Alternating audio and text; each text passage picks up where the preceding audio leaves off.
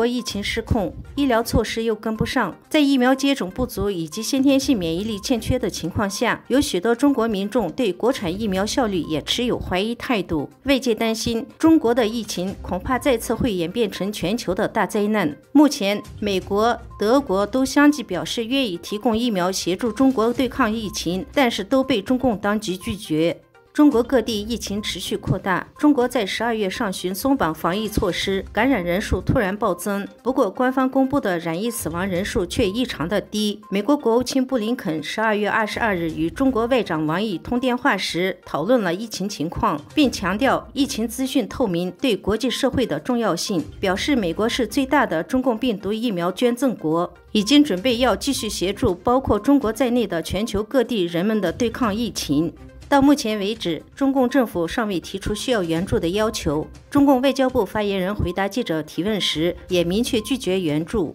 与此同时，主动提出援助的还有德国。德国《民进周刊》报道，德国总统日前与习近平通电话时表示，愿意提供数亿剂疫苗协助抗疫，却遭到了拒绝。中国国产疫苗成效一直被质疑。根据路透社的报道，许多中国人怀疑国产疫苗的安全性，不愿意接种国产疫苗。评论人士表示，中共不承认中国的疫苗不合格，国产疫苗是个骗局，而中共则是这场骗局的推手。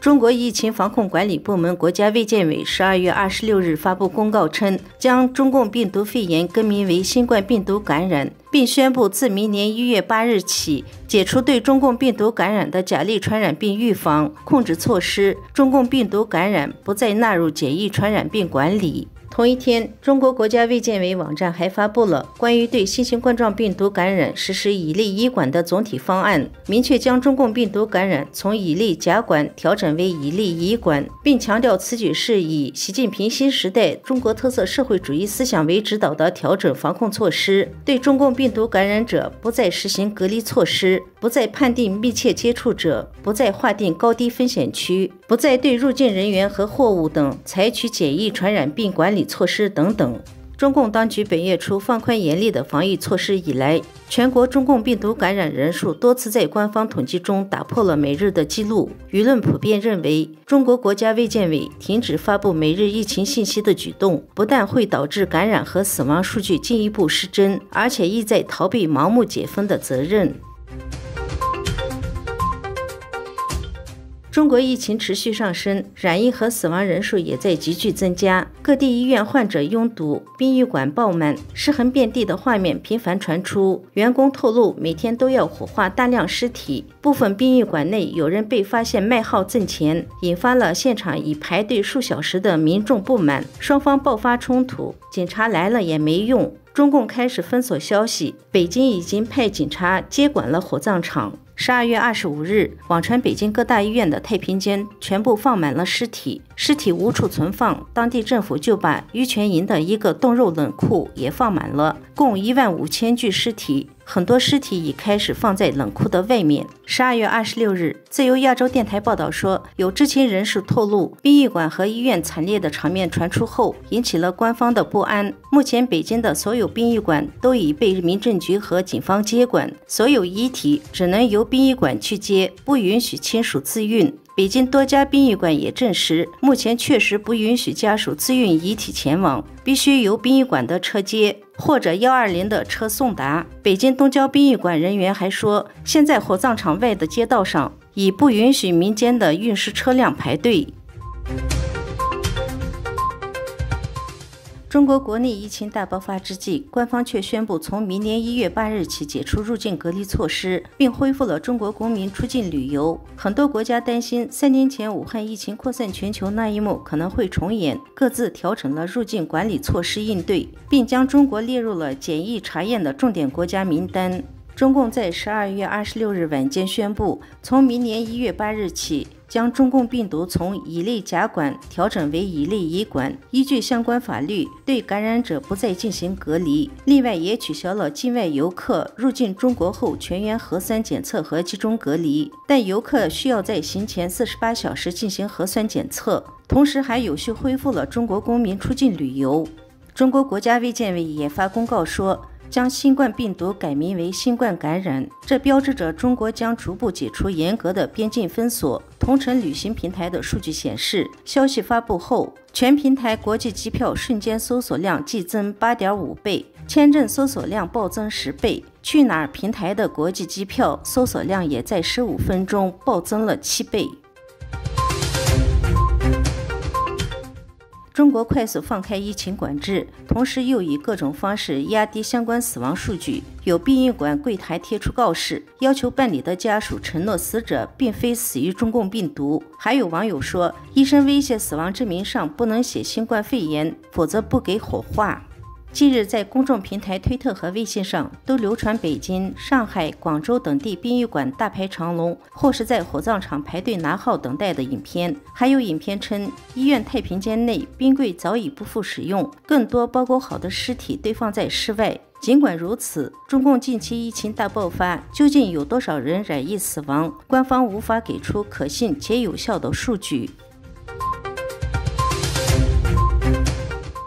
中国的动态清零政策在本月初突然结束，又在疫情大爆发之际，中国宣布从1月8日开始取消所有出入境限制，引起了包括美国在内的一些国家的关注，相继出台了对中国旅行者实施入境限制措施。因为中国面临着世界上最大的中共病毒感染浪潮，并因新变种的出现而扩大。美国疾病预防与控制中心12月28日宣布，美国将从美东时间1月5日0时起，要求所有从中国，包括香港和澳门出发入境美国的2岁及2岁以上的旅客，在登机前出示48小时内中共病毒检测阴性证明。此项要求也将适用于从中国出发途经第三国中转抵达美国的乘客。公共卫生专家认为，鉴于中共提供的病例数据有限，美国此举是适当的，但也有人担心新规定的实际效果或许不大。意大利卫生部长也在12月28日宣布，意大利已经决定对所有来自中国的旅行者进行强制检测。日本将从周五起恢复对来自中国大陆的旅行者进行强制性 PCR 的检测，也限制了直飞航班的机场数量。欧洲、印度、马来西亚、台湾等多个国家在北京宣布，从1月8日起取消入境检疫后仅24小时，就宣布了对来自中国的旅行者实施更严格的边境管制。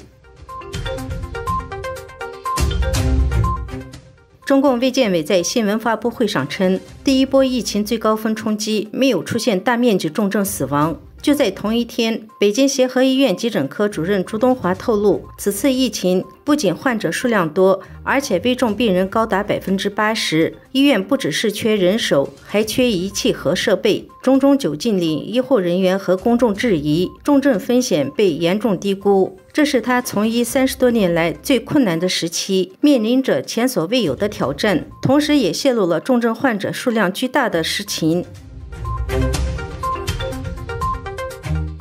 中共疫情肆虐，染疫死亡人数剧增，而国内的退烧药奇缺。辉瑞制药公司生产的中共病毒特效药成了抢手货，由于供应紧俏，由每盒2300元炒到了15000元。有报道称，这种抗疫中共病毒的特效药已经成为中共权贵之间的馈赠品，加剧了当地的药荒。中国中共病毒疫情造成了大量重症染疫者和死亡，舆论质疑并非是奥密克戎毒株。河北省疾控中心人员披露，河北、北京参加着德尔塔变异株，大规模交叉感染还造成了更多变种。研究人员指出，这两种变异株进入人体后，可同时感染同一个细胞，从而加重病情，造成了很高的死亡率。12月30日，习近平和俄罗斯总统普京进行了视频会谈。根据路透社报道，习近平告诉普京，面对困难的国际形势，准备增加战略合作。普京邀请习近平2023年春季对俄罗斯进行国事访问，加强两国的军事合作。在俄罗斯国家电视台播放的两国领导人视频会议的介绍性发言中，普京说，俄中关系的重要性作为一个稳定因素正在上升，在深化两国发展军事和军事技术上的合作。普京称，在整个俄中合作的综合整体中，军事和军事技术合作占有特殊的地位。它有助于国家的安全和维护关键地区的稳定。双方的目标是加强俄罗斯和中国的武装部队之间的互动。